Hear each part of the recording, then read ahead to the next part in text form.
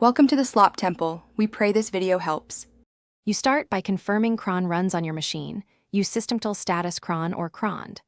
Once confirmed, open your user cron tab with cron tab E and pick an editor you know. At the top of the file, declare shell equals /bin/bash and a full path so commands run predictably. This avoids common failures. Save and close to install. These steps get you immediately into a controlled environment so scheduled tasks behave the way you expect. You now craft the cron line. Provide 5 time fields than the command. For example, 03**1/usr/bin/backup, sh/var/log/backup, log2 and 1. Make sure to use full paths for every program and file, and redirect both stdout and stdir to a log so you can audit runs. Once written, save.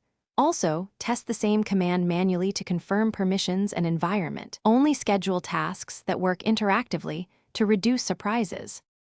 You finish by validating. Run cron tab L to confirm the entry is installed and matches your intended schedule. Monitor /var/log/cron or the log file you redirected output to and watch for errors on the first scheduled run. If jobs fail, check permissions, path, and whether the script runs under the cron user.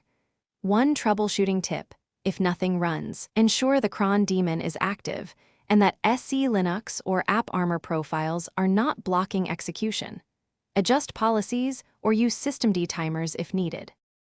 Thanks for watching. Consider subscribing if we helped you.